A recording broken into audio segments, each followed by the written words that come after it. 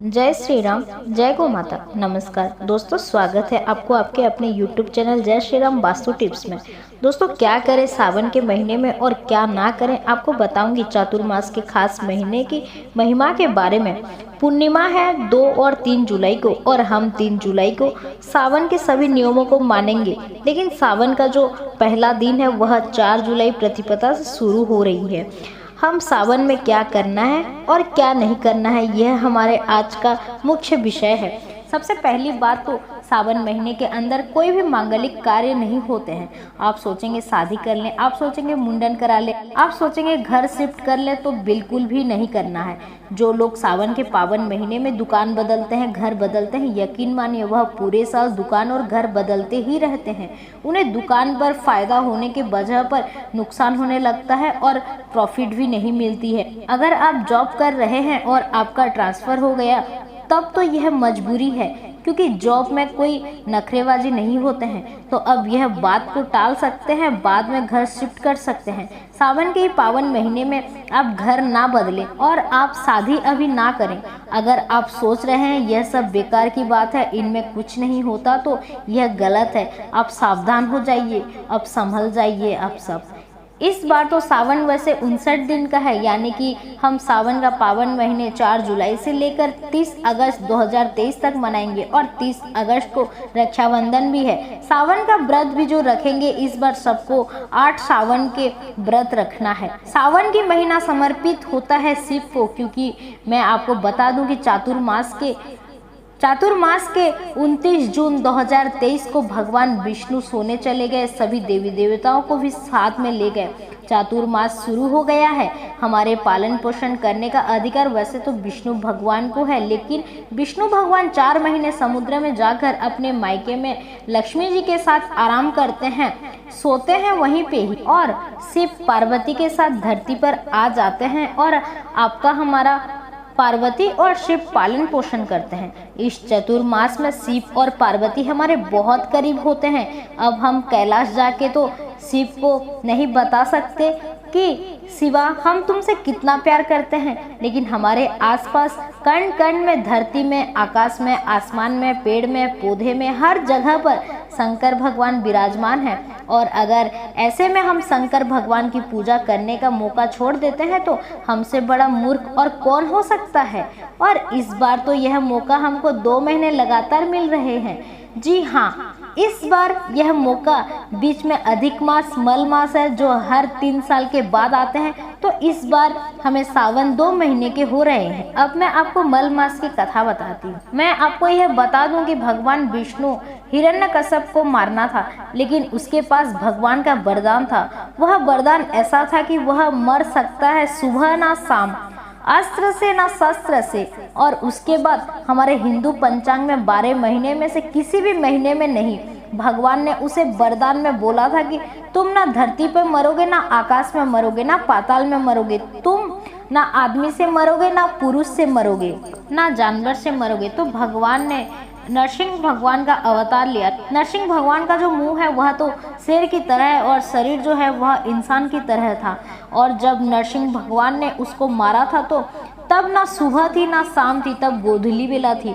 उनको ना जमीन पर ना आकाश पर मारे, वो अपने गोद में सुला के उसको अपने नाखून से मारे थे।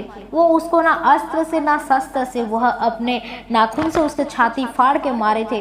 और वह जब मरा था वह महीना अधिक मास था जो भगवान विष्णु ने बनाया था। लोग इस अधिक मास को बुरा मानने लग गए, क्योंकि भगवान ने क्रोध के रूप में क्रोध से इस महीने को बनाया था, तो लोग ने इसको मल मास का नाम दे दिया, बुरा मानने लग गए। फिर मल मास भगवान विष्णु के पास गए और बोले कि मेरी तो कोई कदर ही नहीं करते, मेरे महीने में कोई शुभ काम नहीं होते हैं, तुम मुझे कैसा वरदान दे दिए भगवान। तो भगवान विष्णु ने मुस्कुराते हुए कहा कि जाओ, मैं तुम्हारे महीने को स्वयं अपना नाम दे देता हूँ, और आज से सब लोग इस मल मास के महीने को, अधिक मास के महीने को पुरुषोत्तम मास के नाम से जानेंगे। और पुरुषोत्तम मास मतलब भगवान के हरि का नाम से भी जाना जाता है।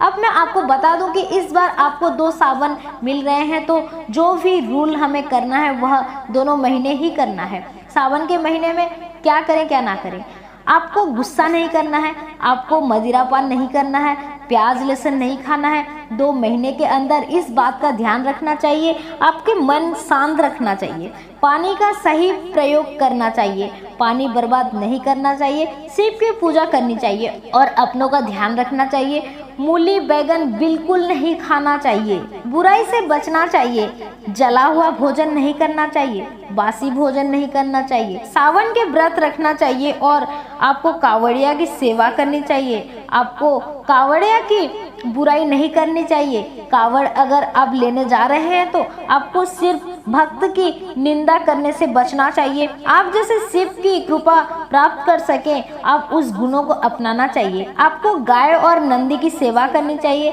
साधु संत की सेवा करनी चाहिए, उनका दर्शन करने चाहिए। आपको इस चातुर्मास में और सावन के 2 महीने में तीर्थ जाना चाहिए, दान करना चाहिए। इस महीने में भगवान को गन्ने का रस अर्पण करना चाहिए, खासकर शंकर भगवान को। इस महीने में गंगा स्नान जरूर करना चाहिए। अगर गंगा स्नान ना भी कर सके तो घर में गंगा जल डाल के स्नान करना चाहिए। सावन में दोपहर में कभी भी नहीं सोना चाहिए। पूरे महीने में व्रत रखना चाहिए। मंगला गौरी के व्रत का अलग फल है, शनि के व्रत का अलग फल है और सावन के सोमवार का व्रत का अलग महिमा है। पुरुषोत्तम मास को मिला के इस बार 8 सोमवार पड़ रहे हैं। आपको 8 व्रत करना है। आपको सावन में शिव की पूजा करनी चाहिए, पुरुषोत्तम मास में तुलसी की पूजा करनी चाहिए, विष्णु की पूजा करनी चाहिए, विष्णु का नाम लेना चाहिए, साफ सफाई का ध्यान रखना चाहिए। आपको नाग नागिन पानी में छोड़ना चाहिए। आपको भयंकर काल सर्प दोष है और काल सर्प दोष की वजह से, राहु दोष की वजह से आप जीवन में कुछ नहीं कर पा रहे हैं तो किसी सपेरे को आप अपने पास बैठाकर उसे नाग नागिन खरीदे और उसको जाके जंगल में नाग नागिन को आजाद कर दो। सबसे बड़ा फल होता है। अगर आप यह कर सकते हैं तो बहुत ही अच्छा बात है। सावन की पूर्णिमा से आपको सावन से लगातार रोज अपने घर में कीर्तन करना चाहिए। इस अधिक मास में आपको ब्रह्मचर्य का पालन करना चाहिए। सावन के पावन महीने में आपको बेटियों के घर पर राशन भिजवाना चाहिए, मीठा भिजवाना चाहिए। सावन के पावन महीने में आपने घर में रोज शाम के टाइम ढोलक बजानी चाहिए, कीर्तन करने चाहिए। आपको इस सावन के पावन महीने में कुछ लोगों को तीर्थ करवानी चाहिए, जैसे पंडित हो सकते हैं, आपकी माँ हो सकती है, आपके पिताजी भी हो सकते हैं। सावन के पावन महीने में घर कभी बदलना नहीं चाहिए। सावन के पावन महीने में कोई नए कार्य शुरुआत नहीं करनी चाहिए। अब सावन के पावन महीने में घर कभी बदलना नहीं चाहिए। सावन के पावन महीने में कोई नए कार्य नहीं शुरुआत करनी चाहिए। आप अपने खाने में से कुछ छोड़ना चाहिए और शरीर में पहनने में से किसी चीज को छोड़नी चाहिए, जैसे कि आप चप्पल छोड़ सकते हैं। सावन के महीने में आप शिवालय जरूर जाएं। आपको हमारी जानकारी अच्छी लगी तो वीडियो को लाइक करें, शेयर जरूर करें, सब्सक्राइब करना ना भूलें। धन्यवाद। जय श्री राम, जय गौ माता।